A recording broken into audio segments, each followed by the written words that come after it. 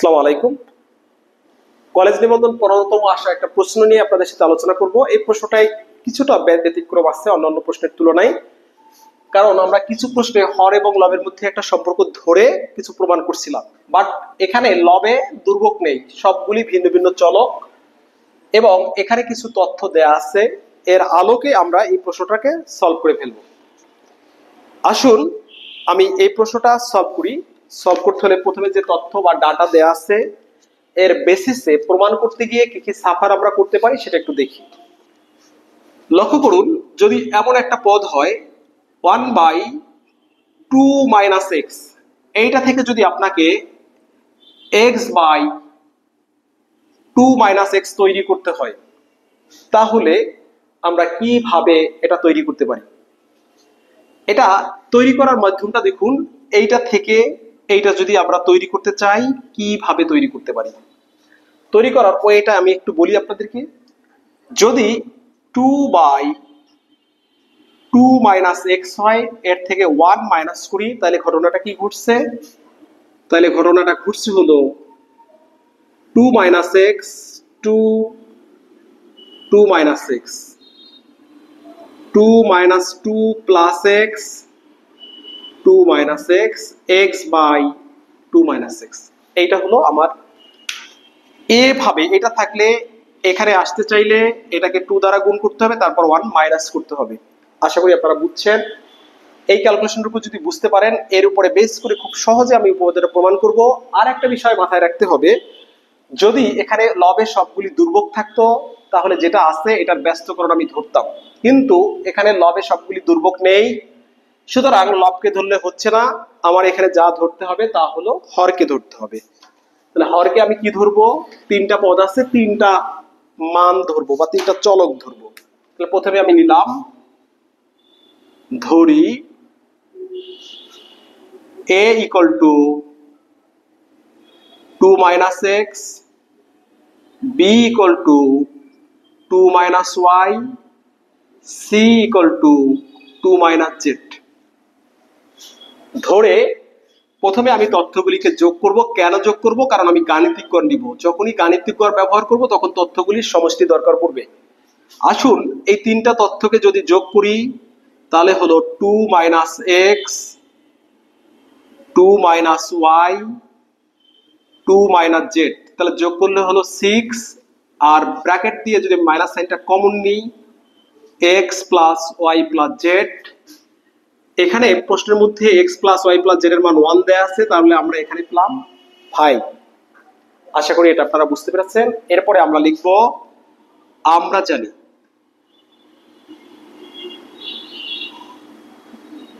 জানি কি জানি? লক্ষ্য করবেন, কতগুলো তথ্যের যদি এটাকে বলি আমরা ঘাত নিয়ে গড় করা, এটা হলো ঘাত নিয়ে গড়। আর এখানে যদি আমি এমন করি a + b + c/3 whole to the power -1, এটাকে বলা হয় ঘাতের গড়, এটাকে বলা হয় গড়ের ঘাত। এই অংশটা সর্বদা বড় হবে অথবা ক্ষেত্রবিশেষ তারা সমান হবে। এই সূত্র আমি আগেও আপনাদেরকে দেখাইছি। এবার আসুন এটাকে আমরা যেভাবে আছে এটাকে যদি আমরা এভাবে লিখি, 1/3 a inverse plus b inverse plus c inverse. এটাকে ব্যস্তকরণ করলে এটা উল্টে যাবে। উল্টে গেলে এখানে হবে 3, এখানে হবে a plus b plus c। এই 3 যদি আর গুণন করি এখানে চলে যাবে 3 এর সাথে, 3 3 9 হয়ে যাবে। এখানে a ইনভার্স মানে হলো 1/a, b ইনভার্স মানে হলো 1/b, c ইনভার্স মানে হলো 1/c। is greater than or equal, 3 3 হলো 9। এখানে দেখুন এইটার মান আমরা বের করে রাখছি 5। কিছুক্ষণ আগেই প্রশ্ন শুরুর সময়ই আপনাদের যে আলোচনা করলাম যে এখান থেকে যদি আমরা এই মানে ফেরত যেতে চাই তাহলে a এর মান বসাতে হবে এবং লবকে 2 দ্বারা গুণ করতে হবে। প্রথমে একটা লাইন আমি এর মানটা বসিয়ে নেই। এর মান হলো 2 - x, b এর মান হলো 2 - y, সি এর মান হলো 2 minus z is greater or equal 9/5। তো এখানে আমার যেটা করণীয়, প্রথমে আপনাদেরকে বলছিলাম এটাকে 2 দ্বারা গুণ করলেই কেবল এখানে ফেরত আসা সম্ভব 1 মাইনাস করে। তাহলে উভয় পক্ষকে 2 দ্বারা গুণ করলাম, 2/2 minus x, 2/2 minus y, 2/2 minus z is greater or equal 18/5। তাহলে উভয় পক্ষকে আমরা 2 দ্বারা গুণ করলাম। কেন গুণ করলাম আমি প্রথমেই দেখাই নিচ্ছি যে এখানে ফেরত আসতে হলে 2 দ্বারা গুণ করে 1 মাইনাস করতে হবে। পরবর্তী ধাপে আমি যে কাজটা করতে পারবো তা দেখুন। উভয় পক্ষ প্রত্যেকটা পদ থেকে, এই যে প্রথম বাম পক্ষের প্রতিটা পদ থেকে 1 মাইনাস করব। তাহলে বাম পক্ষে থাকে 2/2 minus x minus 1, 2/2 minus y minus 1, 2/2 minus z minus 1 is greater or equal. দেখুন ডান পাশে আছে 18/5। এখন কথা হলো বাম পাশে যত মাইনাস করছি ডান পাশে ঠিক ততটাই মাইনাস করতে হবে। বাম পাশে যেহেতু 1 করে 3 মাইনাস করছি, ডান পাশেও 3 মাইনাস করতে হবে। পরবর্তী ধাপ, আমরা এখান থেকে এই দুটাকে যদি লসাগু করি, এখানে হলো 2 মাইনাস এক্স, তাহলে 2 মাইনাস এক্স। একইভাবে 2 মাইনাস ওয়াই লসাগু করলে 2 মাইনাস ওয়াই, 2 মাইনাস জেড যদি লসাগু করি 2 মাইনাস জেড অর ইকুয়াল 5 হলো লসাগু 18 মাইনাস 15। এখন দেখুন, এখন যে এখানে ঘটনাটা ঘটবে, ব্র্যাকেট তুলে দিলে 2 কাটা যাবে, মাইনাস এক্স প্লাস এক্স হয়ে যাবে।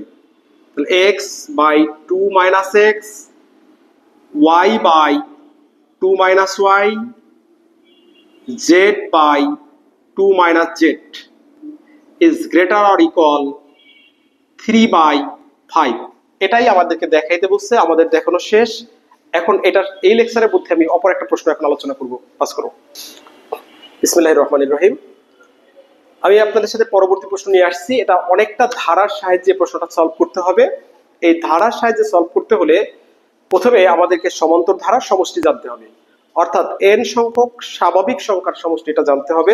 দেখুন 1 plus 2 plus 3 up to n। তাহলে এখানে n সংখ্যক পদ আছে।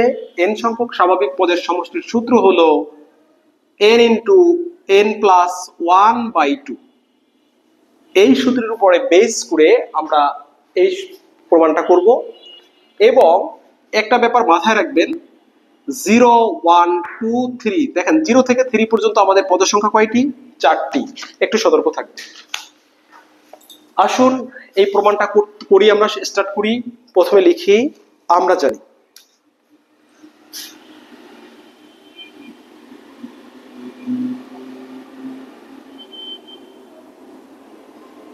আমরা কি জানি দেখুন, আমরা জানি গাণিতিক গড় ইজ গ্রেটার দ্যান জ্যামিতিক গড়। এখানে n এর মান, অর্থাৎ মান যাই নেই, n এর মান আমাকে দিতে বলছে 2 এর থেকে ছোট, অর্থাৎ তথ্যের সংখ্যা 2 এর অধিক হবে। কারণ 2 এর অধিক না হলে কোনো ধারাকে আমরা বুঝতে পারি না। ধারা বুঝতে হলে মিনিমাম 3টা পদ দরকার। কিরকম 3টা পদ দরকার দেখুন, আপনি লিখছেন 2 4। এখন আপনি যদি জিজ্ঞাসা করেন যে এই ধারার পরবর্তী পদ হবে কি, আনসার আসবে কেউ বলবে 6 অথবা কেউ বলবে 8। কিন্তু আমরা যদি 6 লিখে জিজ্ঞাসা করি পরবর্তী পদ কত, 100% সকলের আনসার হবে 8, কারণ প্রত্যেকটা পদ থেকে প্রত্যেকটা পদের অন্তর 2। বাট এই দুটা লিখে যদি আপনি কেউ বলে অন্তর 2, কেউ বলবে অনুপাত 2, যে অন্তর 2 বলবে সে লিখবে 6, যে অনুপাত 2 বলবে সে লিখবে 8। এই কন্ট্রাডিকশন তৈরি হয়। এই জন্য ধারা বুঝতে মিনিমাম 3টা পদ দরকার। এই জন্য বলা হয়েছে n এর মান 2 অপেক্ষা বড়। আসুন এই তথ্যের উপরে বেস করে আমরা একটা প্রমাণ এখানে সেরে ফেলি। তাহলে আমাদের তথ্য হলো n। তাহলে আমরা এখানে গাণিতিক গড় আর জ্যামিতিক গড়ের মধ্যে সম্পর্ক স্থাপন করব। যেমন দেখুন 2 to the power 0, 2 to the power 1, 2 to the power 2, 2 to the power 3 up to 2 to the power n minus 1, কারণ আমার তথ্য লাগবে n সংখ্যক। তাহলে এখানে দেখুন তো 0 থেকে 3 পর্যন্ত যদি 4টা পদ হয়, 0 থেকে 4 পর্যন্ত যদি 5টা পদ হয়, 0 থেকে n-1 পর্যন্ত n সংখ্যক পদ আছে। নিশ্চয়ই আপনারা বুঝছেন তা? তাহলে এটার গড় করতে হলে এটাকে ভাগ করতে হবে n দ্বারা। এটা হলো তার গাণিতিক গড়, এটা হবে বড় কার থেকে? তার জ্যামিতিক গড়ের থেকে। জ্যামিতিক গড় কত? 2 to the power 0, 2 to the power 1, 2 to the power 2, 2 to the power 3 up to 2 to the power n-1। এইটার পাওয়ার হবে 1 by n-1। আশা করি 1 by n, দুঃখিত, এখানে তথ্য হলো n সংখ্যক। আশা করি এটা আপনারা বুঝতে পেরেছেন। পরবর্তী ধাপ, আমরা যদি এই তথ্যগুলি নিয়ে কাজ করি, nটাকে যদি ডান পাশে পাঠাই, ডান পাশে n গুণ হয়ে চলে যাবে। আর আপাতত যদি আমরা এখানে রেখে দিতে চাই, 1 by n আকারে রেখে দিব।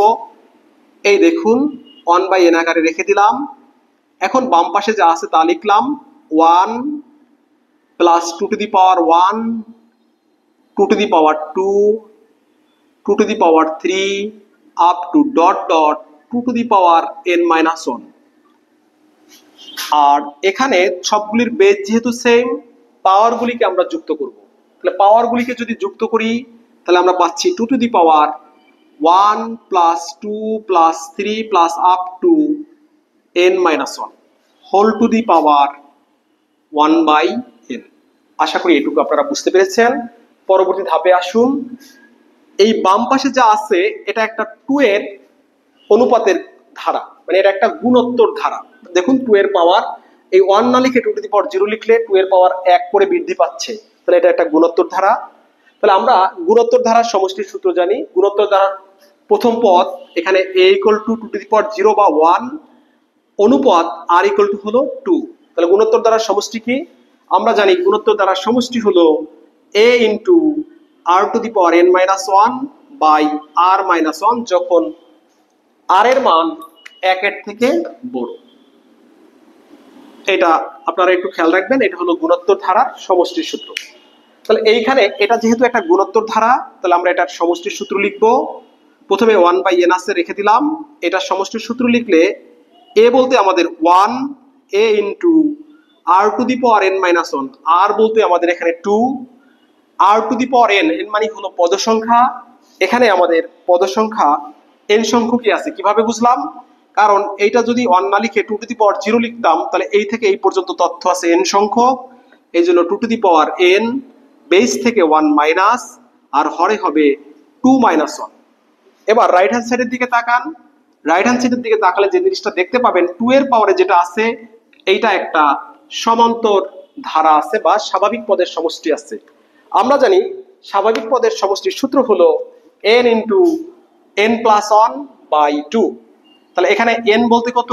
এখানে n বলতে n-1 into n plus 1।